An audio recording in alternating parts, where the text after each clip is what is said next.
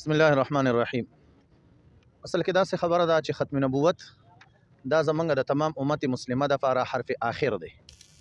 په دې کې زمونږ د مسلمانانو چونکې شرعي حکم هم دا دی او جذبه د مسلمان دا ده چې په دې کې نه مال ته قتل شته، نه پکې جان ته قتل شته، نه پکې اولاد ته قتل شته، نه پکې کور ته قتل شته او نه پکې اور ته قتل شته. هر یوه خبره د دې ختم نبوت د لپاره هغه برداشت ده. میرا نام سید احمد اللہ حقانی ہے اور یہاں دارالعلوم فریدیہ کے نائب محترم ہوں. اصل بات یہ ہے کہ یہ ہمارے اداروں کی کمزوریاں ہیں اور پتہ نہیں کہ یہ کیا ہو رہا ہے. ہم تو اس نتیجے پہ پہنچ چکے ہیں کہ شاید اس کی پیچھے بہت عالمی اسٹیبلشمنٹ ہے، عالمی قوتیں ہے جو یہ نہیں چاہتے ہیں کہ ہمارے ملک پرامن رہے.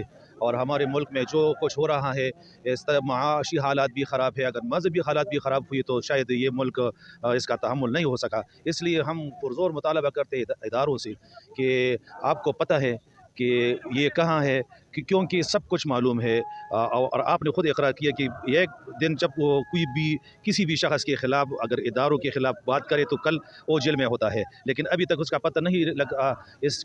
تو اس سے معلوم ہوا کہ یہ ہمارے اداروں کی ناکامی ہے اور اسے اعتراف کرنا چاہیے. اور میں نے تو ابھی خود بھی میں کہا کہ ماورائے عدالت بہت کچھ لوگ قتل ہو جاتے ہیں، تو اسی بھی ماورائے عدالت قتل کیا جائے کیونکہ مذہب نے اجازت دیا ہے. بس جو بھی جس کے پاس وہ سامنے آ جائے بس اسے قتل کرنا چاہیے.